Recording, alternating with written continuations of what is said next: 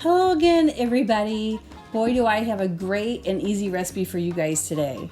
They taste like cinnamon rolls, but really they're cinnamon buns. They were super easy to make, so if you want to have something fresh and ready for breakfast the next day and you don't want to think about it that morning, you can make this the night before, and then all you have to do is pop it in the oven. Welcome to Ellie's Kitchen. If you want to make a dozen cinnamon buns, then you'll need a 9x13 pan. And to get started, you need a 1/4 cup of melted butter, and you're going to pour that into the bottom of your pan. And then I took about, a 1/3 cup of brown sugar and sprinkled on top of the butter. This creates that super good gooey mixture underneath the cinnamon buns. Trust me, it's really good. And for the pecan lovers, I'm just going to take a little bit of pecans, about 1/2 cup, chop them up, and put that only on half of the side of the 9x13 pan. So they can have pecans with it or without. Oh, and just so you know, down in the description box down below, I do have a list of my ingredients. I do that for all my videos. So check that out if you need to. I like everything easy and convenient, so instead of making the bread dough and letting it rise, and if you ever made cinnamon rolls, you know what I'm talking about. So to just make it easier for everybody, I buy a bag of frozen dinner rolls. A lot easier.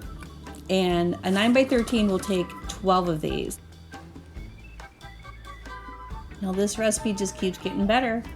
All we need next is a box of instant vanilla pudding, and we just open it up and we sprinkle it evenly across all 12 rolls.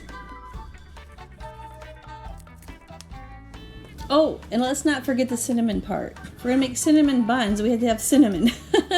So just sprinkle a little bit on top. I don't have the right measurement for it. You can see what I'm doing here, just a little bit, and you don't need to mix sugar with it because the pudding will provide the sugar part. Just a little bit of cinnamon on top. Now we're gonna need some more butter. You might notice in a lot of my cooking videos we use a lot of butter. Have you checked out my butter swim biscuit recipe or the banana bread recipe? That took 2 sticks of butter. And the banana bread was really good. Melt 1/2 cup of butter and pour it on top of the frozen rolls.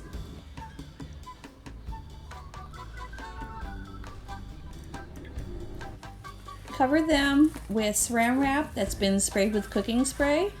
It's a good tip that I like to share because when the rolls start to rise, sometimes it can stick to the saran wrap. And then when you remove the saran wrap to cook them, sometimes the rolls will go flat on you.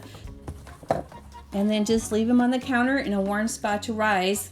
I let mine rise for 8 hours, and look at them the next day.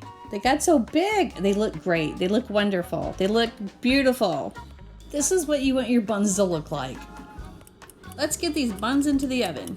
I cooked mine at 350 degrees Fahrenheit for about 18 minutes.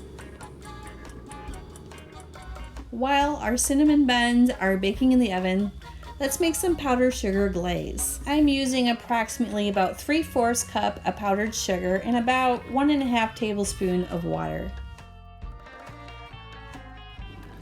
The rolls are done baking, and yes, I'm adding more butter. I just like to, whenever I make bread, to add a little bit of melted butter on top just to soften them a little bit. Of course, these are best fresh out of the oven, but if you happen to have a couple left over for even 3 days, just reheating them in the microwave, they're just like fresh again. Thank you for watching Ellie's Kitchen today. If you've subscribed already, thank you. If you haven't, then please do. We'll catch you next time.